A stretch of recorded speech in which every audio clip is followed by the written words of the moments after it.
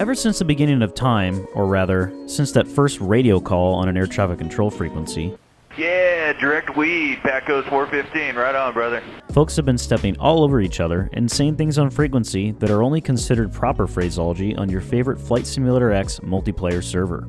In an effort to keep the Flight Simulator phraseology to a minimum in the real world, we got together with a friendly air traffic controller to discuss their list of do's and don'ts while on frequency. Let's make our first transmission and discuss a short list of air traffic control's top unnecessary radio calls. You're on guard. Oh god. Meow. Wow. Seattle Ops, we the best, 1223. Go ahead. 30 miles out, confirming gate Sierra 3-3 wheelchairs. Man, that poor hogwasher accidentally called up on guard. Then, some troll pretended to be ops, so we the best 1223 continued to make his call, all while some other poor guy could have been trying to make an emergency call on guard. Save the trolling for shitty ass flying on Reddit, folks. Another common unnecessary radio call is Light chop. Air traffic control, which we'll mainly refer to as ATC from now on, informed us that they simply don't really care about your light chop and to save the airways from this information. Until your ride produces legitimate turbulence, don't even bother mentioning anything. The next unnecessary call is one that absolutely ruffles feathers in most hangar talk discussions. With you. Why folks say this on a check-in call still bewilders most controllers. It creeps them out. Are you saying with you because you're calling in like a stalker from a handheld behind them in the Tracon facility? Ever heard of the KISS method, folks? Keep it simple. The fact that you just called on the frequency with your call sign already implies that you are with them. Instead of with you, here's what ATC suggests saying. Seattle Center, compass 5762, flight level 320. Much simpler. Our next unnecessary radio call is light chop. ATC vented to us about this one, essentially saying that unless you entered unexpected moderate or greater turbulence stronger than that mechanical bowl at your local country joint, right as you switch to their frequency or sector, just wait it out and listen ahead. The final unnecessary radio call ATC informed us of was one that we mentioned from a previous video. Your iPad is not a fish finder. That's right, ATC feels the same way too. ATC doesn't care what your screens are telling you. What they want to know when they ask if you have traffic in sight is just that, if you have the traffic in sight, with your own set of eyeballs. Unless you're a uniballer. That's it for ATC's biggest unnecessary radio calls. Now, let's move on to your local friendly air traffic controller's biggest radio etiquette tips. Mayday, mayday, mayday, Seminole 57. Seattle Center, we the best, 412 with you at 320, continuous light chop. Blocked. Man, DJ Khaled's airline just blocked an active emergency call, and to add insult to injury, we got the 2-for-1 stepped on special with a blocked. The takeaway from this first tip is to listen before you talk. As with the old school folks saying of look before you leap, the same tactic applies here. Don't be trigger happy gunslinger Terry with the push to talk. Also, we were told to mention a friendly reminder that PTT is an acronym that stands for push to talk, not push to think. As with looking before you leap, think before you speak, too. As a learning note for any up-and-coming pilots out there, lots of new pilots can get intimidated on a busy frequency. If you're worried, just mention something like student pilot at the beginning of your call sign. It will help ATC know to be aware that you may be a bit slower to that punchline. Just hopefully not as slow as Dane Cook. Now that we've covered how to best approach the push-to-talk button, let's move into a real-life flight scenario that covers ATC radio etiquette tips. Let's say we're on the ground getting ready to make our initial call for a departure. Grand Forks ground, Noob 23, signature, Echo, taxi for east departure.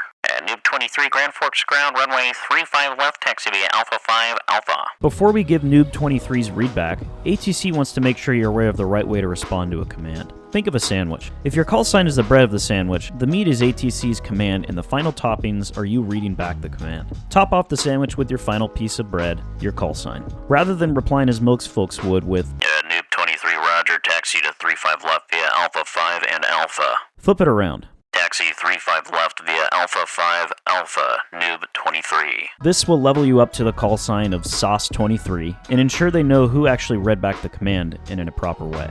Now, continuing the scenario, using your new call sign of SOS-23, you make a request for your east departure utilizing the sandwich technique. ATC informed us, when reading a takeoff clearance that has lots of supplemental info, or any call that does for that matter, remember to leave out the toppings. Reply with the command or meat only. SAS 23, winds are 150 at 6, traffic ahead is remaining in the pattern, runway 35 left, cleared for takeoff. Here's how not to reply to this one.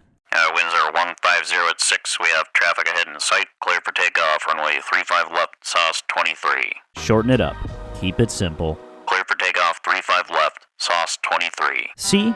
Much smoother. We've upgraded you to the Hat 23. You've now taken off and have left the airspace and haven't heard anything from ATC. FOMO has you wanting to ask for a frequency change, but wait, you're now the Hat 23, so don't be that guy.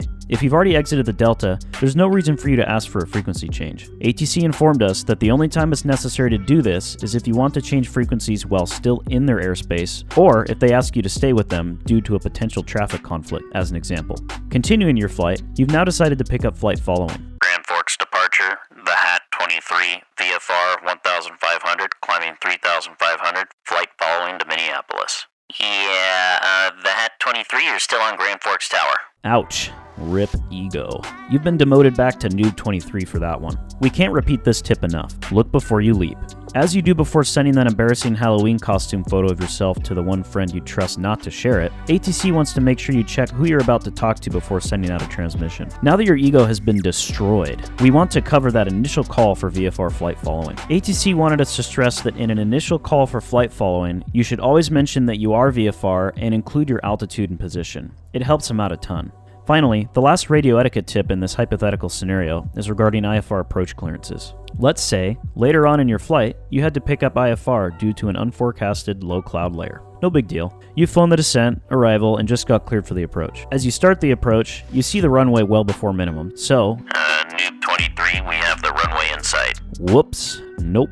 Don't even bother saying this one. According to ATC, that call was either an unintentional PIREP you just made about the bases of the clouds, or you wanted something that you didn't realize you don't actually need. The takeaway here is that once you're cleared for an IFR approach, ATC never needs to know you have the airport in sight. Save that for VFR ops, or if you actually want a visual approach. That's all we've got for ATC's biggest radio etiquette tips. Let's block the mic with a shorter but more serious discussion on ATC's suggestions on emergency radio call etiquette. Ever wondered how to not shit your pants during an emergency or not waste pointless radio time while you really should be doing the one job your life depends on, flying the airplane? ATC informed us that before you go to declare your emergency, there's an important thing to understand: what frequency to make the emergency call on. Their first example for us was a scenario where you were flying along and already on a discrete squawk code. In other words, air traffic control is already talking to you and knows who you are. In this scenario, make your emergency call on your current frequency. You do not need to switch to guard or 121.5 to make the call. And they also wanted us to stress that you do not need to change your squawk to 7700 either in this scenario. They will set your target on their screen to emergency aircraft the second you declare your emergency. The flip side of this rotor disc, or scenario, is if you're just putting around, minding your own business, off frequency, listening to your Fire Spotify playlist, and had an emergency. This is where it's 100% appropriate to declare your emergency on guard and to set your transponder to 7700. Just be sure to pause that Fire playlist. ATC also informed us that for this scenario, it's extremely helpful to them if you include your position and altitude in your initial emergency call. The quicker they can find you, the quicker they can help you. Now that we know what we need to know before making an emergency call, ATC wanted us to give you an example of a good initial emergency call to make. For this example, we'll pretend we were blasting our Fire playlist and flying alone. Firetudes 27, declaring an emergency. We've lost our engine, 8,500 feet over the Crackama VOR. Looking for vectors to the nearest runway. If you are already on a discrete code, just remove the position and altitude from that call. That's all there is to it. That's all we've got for emergency radio call suggestions from your friendly local control. Stay safe, folks. If there's two things you take away from this video, consider these tips ATC seem to have on repeat on their playlist. Look before you leap, and keep it simple. That's all we've got for this video. If you enjoyed it, we've got your transmission and ask you to go ahead and hit the like button. Or, if you want to upgrade to No Hat 23, hit that subscribe button. Turn on alerts. We'll see you again next week with a new upload.